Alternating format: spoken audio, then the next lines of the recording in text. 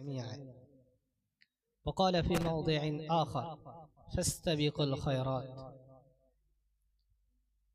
যাবতীয় প্রশংসা মহান রব্বুল আলামিনের দরবারে এবং অসংখ্য দরুদের নজরানা ঝর্ণার দ্বারা বর্ষিত হোক প্রিয় নবী মুহাম্মদ মুস্তাফা সাল্লাল্লাহু আলাইহি সাল্লামের উপরে। সকলেই অন্তরের স্থল থেকে মহব্বতের সাথে বলি সাল্লাল্লাহু আলাইহি ওয়াসাল্লাম। আজ আমরা যে বিষয়টাকে নিয়ে এগিয়ে আসতে চলেছি তা সমস্ত মানুষের কাছে দিবালোকের স্পষ্ট যে আজ আটঘরা যুবক বিন্দুরা মিলে বুখারিয়া ফাউন্ডেশনের আটঘরা শাখা কমিটিরা তারা স্বেচ্ছায় রক্ত শিবির একটি মঞ্চ, একটি সংগঠন, একটি বিষয় তুলে ধরেছেন, যে কাজটির সূচনা আমরা শুরু করে ফেলেছি এবং এই কাজটি যথারীতি সময় পর্যন্ত চলতে থাকবে ইনশাআল্লাহ।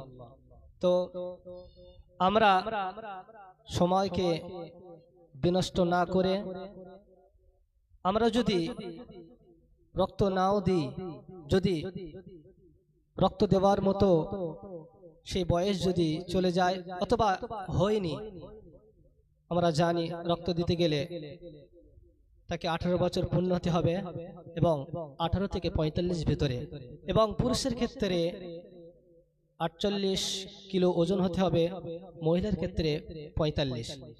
তো যারা সুস্থ সবল, শারীরিক সুস্থতা, মনে প্রাণে মনোবল রয়েছে, যারা মানুষের সাহায্য করতে চায় কিন্তু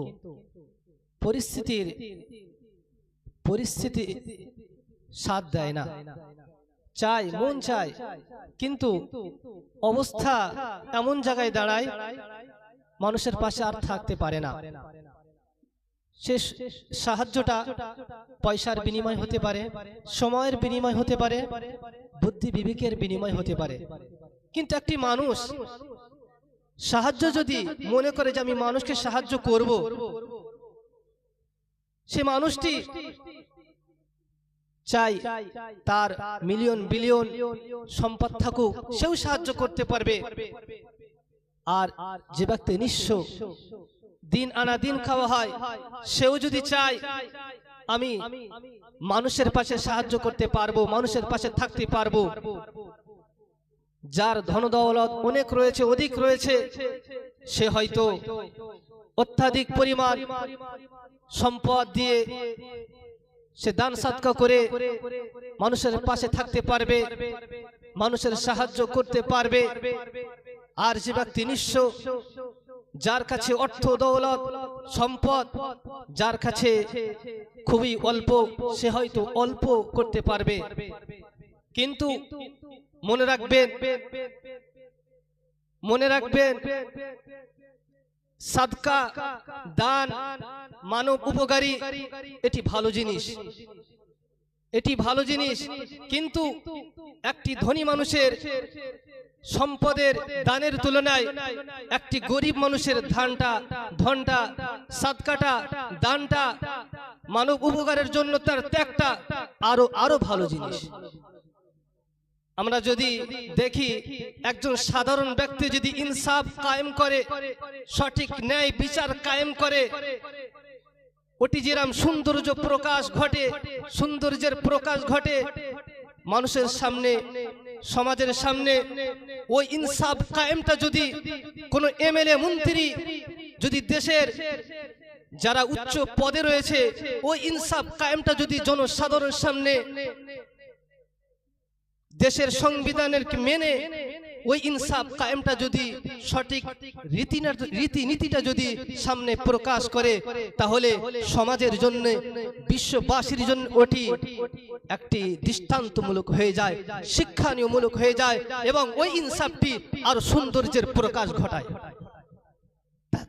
তার জন্য বলবো, যাদের কাছে সম্পদের স্বল্পতা রয়েছে তারা যদি সাহায্য করতে চান,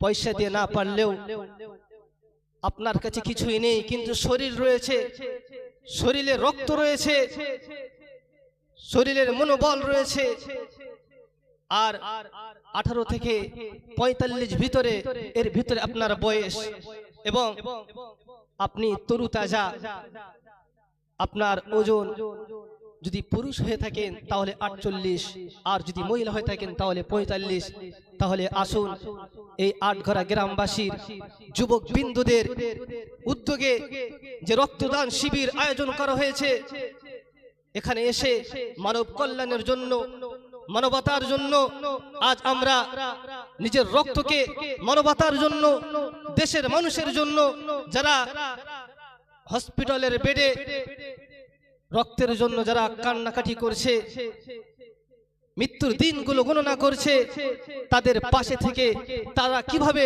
তাদের মুখে কিভাবে হাসি ফোটে, তার জন্য সজাগ হয়ে আমরা নিজেদের রক্তকে আমাদের ডাক্তার মহাশয়দের কাছে পৌঁছে দিই। তারা মানবতার খাতিরে, তারা যারা দুঃস্থ মানুষ তাদের কাছে এই রক্ত দিয়ে দেবে।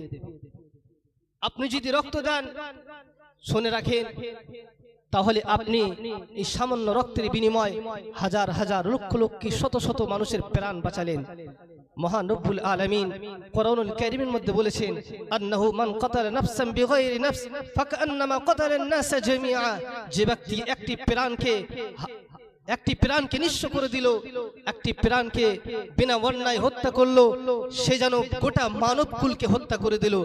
তার পরবর্তী আয়াত আল্লাহ তাআলা বলেন, ওমান আহইয়াহা, ঠিক তদ্রূপ তার পাশাপাশি যদি কোনো ব্যক্তি একটি প্রাণকে বাঁচায়, তাহলে সে যেন একটি প্রাণকে বাঁচালো না, বরং পুরো গোটা মানবকুলের প্রাণ বাঁচালো। তাহলে আপনি হয়তো ভাবছেন আমার এই রক্ত একজনের প্রাণ বাঁচছে, বিষয়টি এমনটি নয়। আপনার একটি প্রাণের বিনিময় মহান রব্বুল আলামিনের কাছে এত বড় যে আপনি গোটা মানব জাতির যেন এই প্রাণ ফিরিয়ে দিলেন। অন্য আয়াতের মধ্যে মহান রব্বুল আলামিন বলেছেন, ফাস্তাবিকুল খায়রাত, তোমরা পারস্পরিক সৎ কাজের দিকে ধাবিত হও, পারস্পরিক সৎ কাজের দিকে প্রতিযোগিতা করো, পারস্পরিক সৎ কাজের প্রতি উদ্যোগ হও। ইহরিস আলা মা ইয়ানফাউকা, নবীজি বলেছেন তোমরা ওই কাজের প্রতি আগ্রহী হও, উদ্যোগী হও যে কাজ তোমার জন্য কল্যাণকর, যে কাজ তোমার জন্য উপকার দেবে। ইসলাম সব সময় মানবতার পক্ষে কথা বলে। ইসলাম সব সময় আপনার পরিবার কিভাবে বাঁচবে, আপনার সমাজ কিভাবে বাঁচবে, আপনার গোটা বিশ্ব কিভাবে বাঁচবে, তার জন্য আগে থেকে সমস্ত জিনিস লিপিবদ্ধ করে দিয়েছেন এবং তার যথারীতি নিয়ম কানুনগুলো বলে দিয়েছেন। যদি আমরা সেগুলোকে ফলো করি, যদি আমরা সেগুলো মেনে চলি, তাহলে আমাদের ইহকাল পরকাল, ইহকালে উন্নতি, ইহকালে বরকত অনিবার্য। কারণ এই পৃথিবী শুরু হয়ে থেকে এই পর্যন্ত যারা মানবতার পক্ষে কথা বলেছে, মানবতার পাশে থেকেছে, তাদেরকে না মহান স্রষ্টা তাদেরকে ধিক্কার জানিয়েছে, তাদেরকে দূরে সরিয়ে দিয়েছে, না মানবকুল বিশ্ববাসী তাদেরকে সরিয়ে দিয়েছে।